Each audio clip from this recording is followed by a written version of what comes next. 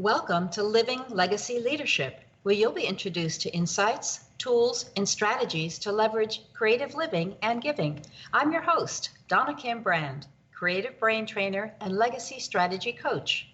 I help changemakers and professionals who are deciding what's next to develop their thinking, learning, creativity, and collaboration skills, along with leadership mastery for meaningful impact in their next phase of life. The guests and show content I bring to you each week all address some unique aspect of learning, leadership, or legacy. This will help you raise your own game as a leader in business and life, and also showcase some extraordinary people who exemplify living legacy leadership. At least once a month, I also offer a training session to skill you in game changer thinking for your own application. So get your notebook ready or sharpen up your memory by tuning in your attention, and we'll dive right in. Have we got a special treat for you today? We have been able to get a hold of the very acclaimed author, Adrienne Brodeur. She's the author of the memoir, Wild Game, My Mother, Her Lover, and Me, which was described by the New York Times Book Review as exquisite and harrowing. The book is so gorgeously written and deeply insightful. Now, there was a big scramble amongst publishers to get the rights to the book, and in fact, they've already secured the movie rights, which hopefully we'll hear a little bit more about from Adrienne. Adrienne spent the past 2 decades of her professional life in the literary world, discovering voices, cultivating talent, and working to amplify underrepresented writers. Her publishing career began with founding the fiction magazine Zoetrope, All Story, with filmmaker Francis Ford Coppola, where she served as editor-in-chief, and the magazine won the prestigious National Magazine Award for Best Fiction 4 times. She later became editor at Harcourt and left publishing to become the executive director of Aspen Words, a literary arts nonprofit and program of the Aspen Institute. So we welcome Adrienne Brodeur to the show. Hi there, Adrienne. Hi, Donna. Thank you so much for having me. Thrilled, absolutely thrilled. Now, where have we found you? Are you up in the chilly Northeast? I am in the chilly Northeast, where we are currently having a storm. I'm in Cambridge, Massachusetts. The weather's miserable out. Oh dear. Okay. You know, I loved your book, and it was one of these reads that literally, as a lot of the reviewers have said, once you pick it up, you couldn't put it down. I couldn't. And at the same time, it a part of what reeled me in was that taunting quote that says, "Oh, what a tangled web we weave when we first practice to deceive." Right. Yeah. So could you share with us how you chose the title Wild Game, and then how that informs us in double entendre about what your book is about? Sure. So just to sort of backpedal a little bit, the book is about, it tells the story of my very complicated relationship, but loving one, with my mother, whose name is Malabar. And it begins with this pivotal moment in my life when I was 14 years old. And that moment was on Cape Cod. And it was a time when my mother came into my bedroom after I'd been asleep to let me know that my stepfather's best friend had kissed her. And what neither of us knew in that moment was that she was about to embark on what would become an epic love affair. And I had sort of gotten thrown into the mix of all of it, and I would become more and more involved and more complicit. But I think what I understood, even in real time, in that moment when she confided in me, is that it was one of those before and after moments in my life. I had gone to bed as my mother's daughter, and I'd woken up as her best friend and confidant. So you have to imagine a book that really talks about this very unusual dynamic, which of course seemed normal to me because we all only have one childhood. But as this affair progressed and they fell more and more in love, the parties involved were couple friends. So there was my mother and stepfather and the Southers, Ben Souther and his wife Lily, and Ben and my stepfather had been best friends. So the title of the book comes from an idea that my mother had, my mother being a wonderful chef and her lover Ben being an avid recreational hunter and fisherman. The idea was to create a wild game cookbook, and this was both a reason for them as two couples to have these regular get-togethers and also a ruse to cover for their affair. Well, yeah, for sure. And honestly, I think it sounds like a fantastic book to publish. Is that in the works eventually? A fantastic book. Oh, the cookbook. Yeah. It actually was. I mean, it was a real effort in as much as my mother was a cookbook writer, and they did take notes and test recipes for years as these couple friends. But the book was turned down in, probably in the the early 1990s, late 1980s. She did submit it to Pequot Press, who'd published her other cookbooks, and it was turned down. So it has not become a book, although I have Googled, a lot of wild game recipes online, and there are a few cookbooks of that nature. I bet it would be quite a good seller, if not a bestseller nowadays, because of the acclaim you got with your own book. But that's just my humble 2 cents. Well, thank you. But of course, the other side of wild game, along with the cookbook, is the wild game of intrigue and subterfuge that you ended up having to play into your adult life. Yes, right? Absolutely. Yeah. Now, your mother seems to me a really fascinating character.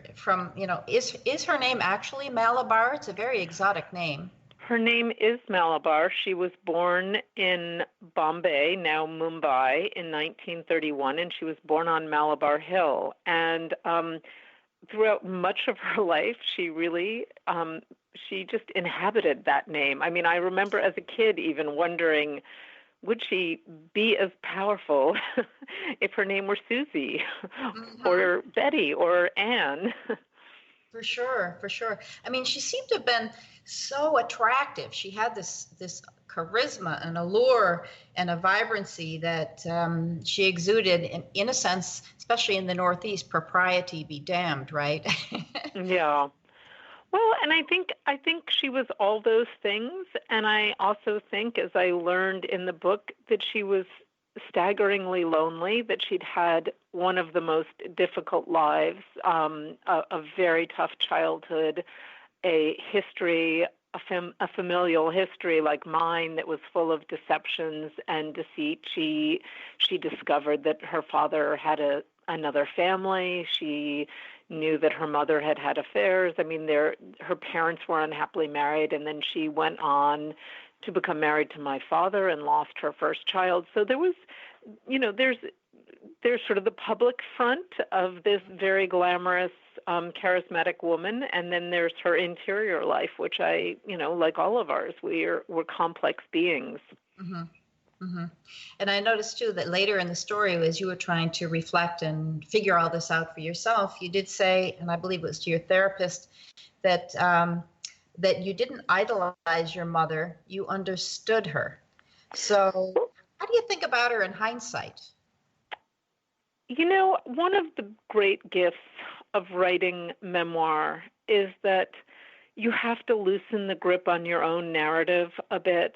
And as I wrote, in order to do the story justice, since it was so singularly focused on my mother and me, I really had to do a deep dive into her life and research her past. And in doing so, I unexpectedly developed just an enormous reservoir of compassion. And I think it is, which doesn't say I blanket over all her, throw a blanket over all her transgressions. They were real, and they caused me great problems in my life. But I do feel like I understood her better, and in that way that really, when you hear, I mean, it's very difficult to hear anyone's full story and not develop compassion and forgiveness for them. For sure. Well, also, I figure just in terms of the age of the story and when your mom was born and so on, and we're quite a similar age. I know with my own parents, they grew into adulthood and married in the 50s. We were young kids in the 60s. And even then, I think parenting and relationship with children was quite different. My mom was the only lady in the whole block and 2 towns we lived in that worked, and which was very rare. And so we kids kind of felt, even though we were loved and had a nice upbringing, we were kind of like the furniture that just got moved around logistically.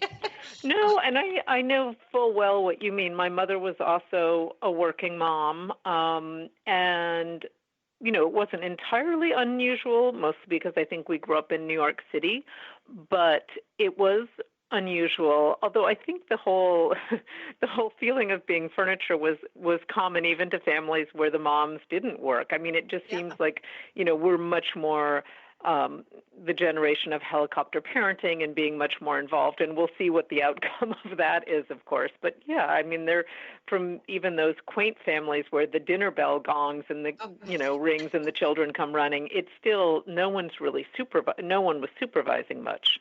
Exactly. Well, it was a different world then too, for sure. Yes. Now, I know, again, from your book, as a result of your own upbringing and everything you went through based on the story in Wild Game, that you've made choices about parenting your own children to be a much more, and I'll use the word conscious parent. So what are some of the different ways you wanted to parent your children, and what's worked well in that regard? Right. No, that's a great question. And I love my mother very much, but I knew I didn't want to mother as I'd been mothered. And, I think I parent vastly differently in almost every single way, but namely in that I really parent. I mean, I love my daughter. I love my son. I want to be close to them, but I do not cross the line into friendship. Perhaps when they're adults, one always hopes you will have close friendships with your children. But I think respecting those boundaries is truly very important. The other thing that I really have endeavored to do is make my children more self-aware. I think it's one of the things that my mother wasn't able to do for me, and I struggled, throughout my life to sort of become more self-reflective and aware, and I think likewise her mother wasn't able to do it, and I should say our parents and her parents weren't able to do it for her. But I think, knowing your strengths and weaknesses and your gifts and flaws, we all have them, and becoming aware of them so that you can manage them well is one of the great gifts we can give our children. For sure, for sure. And you mentioned as well that at some point you realized, at least the way you stated it, was you felt you hadn't grown up with a strong moral compass. So is that part of how you taught that to your kids, is with what you just said about self-awareness, reflection, so on? Absolutely. I mean, I think on some level, we only get one set of parents and we only get one childhood. So in that way, all of our childhoods are sort of normalized to us. And so it took me a long time to realize that there was this legacy of deception and secret keeping that had been unhealthy for me. So on the one hand, I don't think, because I have corrected that part of my own life, I don't think my children are going to sort of have to face developing a moral compass quite so much on their own. I mean, I think one exists very openly in our household, and we talk about it, and we talk about what we believe in and why we act accordingly. But it's, it's basically, I think, just as you said, it's being conscious about it. Mm-hmm. Mm-hmm. Cool. Well, another thing you did as a young woman was you took effectively what we now call a gap year between graduating high school and heading off to